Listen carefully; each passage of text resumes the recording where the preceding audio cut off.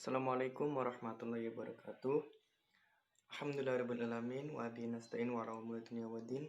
Wassalatu wassalamu ala asyrafil anbiya'i wal mursalin sayyidina wa maulana Muhammad. Pada pertemuan yang kali ini saya akan menerangkan materi SBM, strategi belajar mengajar. Di sini saya akan mempresentasikan tentang strategi pembelajaran. Sebelumnya perkenalkan, nama saya Ahmad Nabila, NIM 3150 190 0001. Pengampu Muhammad Farhan, SPDI, SHUM, MPDI.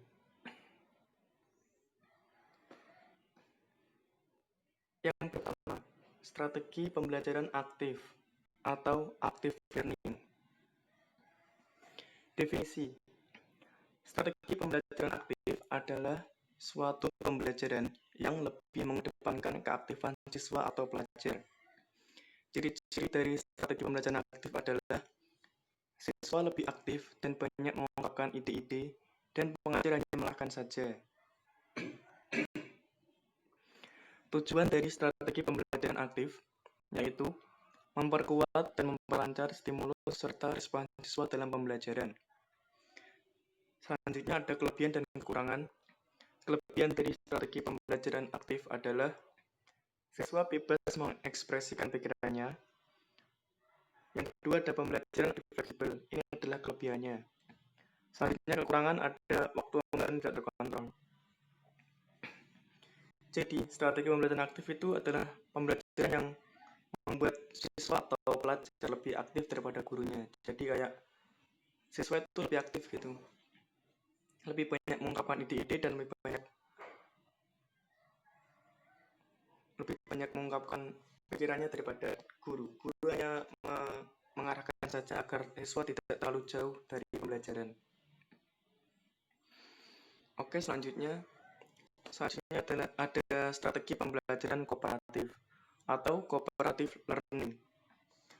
Definisi dari strategi pembelajaran kooperatif yaitu pembelajaran dengan cara membagi siswa menjadi beberapa kelompok. Karakteristik yaitu kerjasama kelompok. Selanjutnya ada anggota kelompok akan diajak. Selanjutnya sistem penilaian dari kelompok atau individu. Tujuan dari strategi pembelajaran kooperatif adalah belajar secara kerjasama dan meningkatkan keterampilan sosial siswa. Kelebihan dan kekurangan. Kelebihannya yang pertama, memperdalam pemahaman siswa. Selanjutnya ada mengembangkan sikap kebersamaan dan menghargai perbedaan. Kekurangannya membutuhkan waktu yang panjang. Selanjutnya jika ada yang mendominasi bisa mengakibatkan yang lain pasif. Jadi strategi pembelajaran kooperatif itu adalah kita membagi siswa menjadi beberapa kelompok. Nah, kelompok ini akan kita acak antara siswa yang pengetahuannya tinggi, sedang, dan kurang. Nah, di situ nanti siswa akan diajarkan bagaimana belajar yang dengan sistem kerjasama. Jadi sistemnya nanti siswa akan mendapatkan pengetahuan baru dari teman-temannya yang lebih pintar atau yang temannya yang kurang bisa mengikuti lah intinya. Nah, penilaian di sini bisa dari kelompok atau individu. Kalau kelompok seperti bersama kelompok atau dari keterampilan kelompok. Kalau individunya kayak ketika ada individu yang lebih aktif itu penilaiannya akan lebih. Nah, di sini tuh yang menjadi masalah adalah waktu, karena ini adalah bentuk kelompok, jadi waktunya akan bakal panjang banget dan menghabiskan waktu. Oke, selanjutnya ada strategi pembelajaran kontekstual atau CTL. Definisi dari strategi pembelajaran kontekstual yaitu pembelajaran yang mengaitkan materi pembelajaran dengan keadaan nyata yang dihadapi siswa. Karakteristik siswa dituntut kritis dalam menghadapi permasalahan. Tujuan meningkatkan cara berpikir dan membekali siswa dengan pengetahuan yang fleksibel sehingga dapat memecahkan suatu permasalahan dunia nyata dengan pikirannya. Kelebihan dan kekurangan. Pembelajaran menjadi lebih bermakna dan real. Selanjutnya siswa menjadi lebih kritis. Kekurangannya ada guru menjadi lebih ekstra mengarahkan dan membimbing siswa yang hasilnya waktu tidak terbatas. Jadi strategi pembelajaran kontekstual itu adalah Siswa dihadapkan pada permasalahan-permasalahan di kehidupan nyata, seperti siswa yang malas belajar itu adalah sebuah masalah. Terus bagaimana cara menghadapinya? Seperti malas belajar karena banyak bermain HP atau karena terlalu sering bermain sama teman-temannya. Itu masuk dalam pembelajaran kontekstual, yaitu mengaitkan pembelajaran dengan kehidupan nyata. Di sini siswa dituntut untuk kritis dalam menghadapi masalahnya itu. Jadi siswa dituntut untuk bisa menyelesaikan masalah yang terjadi pada pembelajaran. Seperti itu. Selanjutnya, ada strategi pembelajaran berbasis masalah atau SPBM. Definisi, pembelajaran yang menggunakan masalah-masalah kehidupan nyata agar siswa berpikir lebih konkret dan mengembangkan kreativitas. Karakteristik dari SPBM adalah pembelajaran berpusat pada siswa. Tujuannya adalah kemampuan siswa yang kreatif, analitik, sistematis, dan logis dalam memecahkan masalah. Desain masalah berbasis terbuka merupakan masalah yang baru dan kebanyakan dialami siswa. Kelebihan dan kekurangan pembelajaran yang lebih mengasyikan. Ada siswa dapat mentransfer pengetahuan untuk menyelesaikan masalah mereka. Kekurangannya adalah membutuhkan waktu yang panjang dan dibutuhkan kematangan dalam menghadapi masalah. Strategi pembelajaran berbasis masalah ini hampir sama dengan yang tadi ya, kontekstual. Cuma di sini kayak lebih terbuka gitu, dimana masalahnya itu banyak kan masalah yang dihadapi oleh anak, bukan masalah-masalah yang sudah diketahui hasil akhirnya, tapi di sini adalah masalah-masalah baru gitu. Jadi di sini dibutuhkan kematangan dari pengajar untuk bisa membantu siswa untuk menyelesaikan masalah itu. Tapi dalam sistem strategi pembelajaran berbasis masalah ini, siswa dituntut untuk lebih kreatif untuk menyelesaikan masalah. Jadi sebenarnya siswa yang lebih aktif, cuma pengajar harus membantu siswa untuk mencari titik permasalahannya, titik penyelesaian masalah. Oke, selanjutnya yang kelima adalah strategi pembelajaran afektif. Definisi dari strategi pembelajaran afektif adalah strategi yang bukan hanya bertujuan untuk mencapai pendidikan kognitif saja, akan tetapi juga bertujuan untuk mencapai dimensi yang lainnya. Afeksi juga dapat muncul dalam kejadian behavioral yang diakibatkan dari proses pembelajaran yang dilakukan oleh guru. Tingkatan dari pembelajaran afektif adalah tingkat pra-konvensional, tingkat konvensional, dan tingkat post-konvensional. Macamnya, ada model konsiderasi, ada model pengembangan kognitif, teknik mengklarifikasi nilai, ada pengembangan moral kognitif, dan model non-direktif. Maksudnya yang pertama adalah selama ini proses pendidikan sesuai dengan kurikulum yang berlaku cenderung diarahkan untuk membentuk intelektual atau pengetahuan. Dan demikian keberhasilan proses pendidikan dan proses pembelajaran di sekolah ditentukan oleh kriteria kemampuan intelektual. Kedua, sulitnya melakukan kontrol karena kebanyakan faktor yang dapat mempengaruhi perkembangan sikap seseorang. Ketiga, keberhasilan membentuk sikap tidak bisa dievaluasi dengan segera. Dengan keberhasilan membentuk kognisi dan aspek keterampilan yang hasilnya dapat diketahui setelah proses pembelajaran berakhir.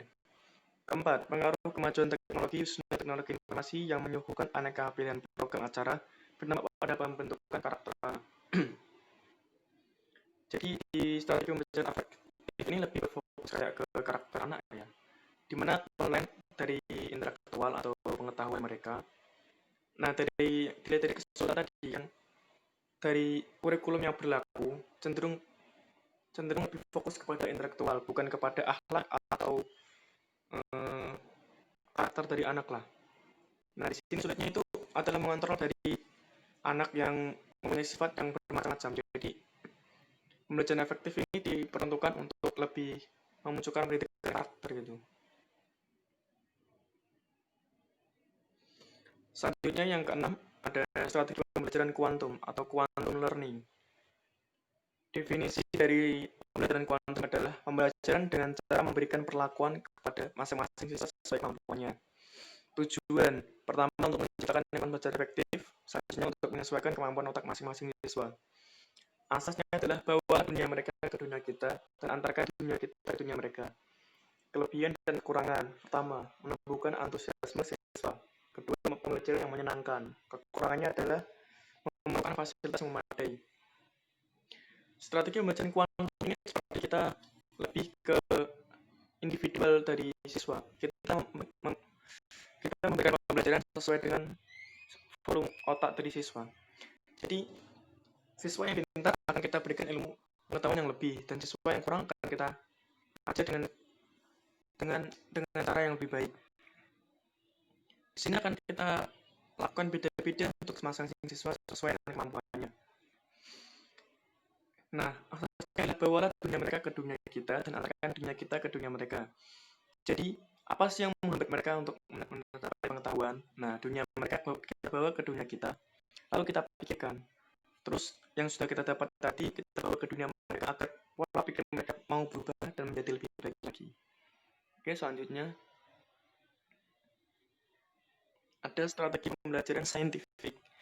Definisi dari pembelajaran saintifik adalah model pembelajaran yang menggunakan kaidah-kaidah keilmuan yang memuat serangkaian aktivitas pengumpulan data melalui observasi, menanya, eksperimen, mengolah informasi atau data, kemudian mengkomunikasikan. Tujuannya untuk meningkatkan kemampuan intelek, khususnya kemampuan berpikir tingkat di siswa. Yang kedua, untuk membentuk kemampuan siswa dalam menyelesaikan suatu masalah secara sistematik. Prinsipnya adalah pembelajaran berpusat pada siswa, pembelajaran membentuk student self-concept, pembelajaran terhindar dari verbalisme. Langkah-langkah dan kekurangan. Langkah-langkah. Yang pertama, observasi atau mengamati. Yang kedua, menanya. Selanjutnya, mengumpulkan informasi. Terus ada mengasosiasikan atau mengolah informasi, lalu mengkomunikasikan. Kelebihan dari sistem ini adalah membantu siswa untuk memperbaiki dan meningkatkan keterampilan dan proses-proses kognitif. Salah pengetahuan yang diperoleh melalui model ini sangat pribadi dan ampuh karena menguatkan pengertian, ingatan, dan transfer. Kekurangannya membutuhkan waktu yang lama. Jadi pembelajaran saintifik ini seperti kita mengamati dari siswa melalui observasi tadi, adanya pengamatan, lalu kita menanya kepada siswa apa nilainya, terus mengumpulkan informasi dari teman atau dari siswa itu, dari orang tua juga. Lalu kita mengasosiasikan atau mengolah informasi yang kita dapat itu, kita olah gitu, terus kita temukan titik akhirnya atau penyelesaian akhir, lalu kita komunikasikan kepada anak atau siswa. Di sini akan membantu siswa untuk memperbaiki dirinya dan meningkatkan keterampilan yang ada pada dirinya. Jadi siswa itu punya kelebihan apa dan kekurangan apa, kita bisa membantunya. Oke, sekian dan terima kasih.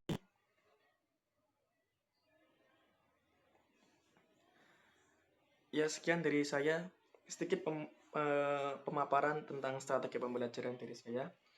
Sekian yang bisa saya jelaskan. Wabillahi taufiq wal hidayah. Wassalamualaikum warahmatullahi wabarakatuh.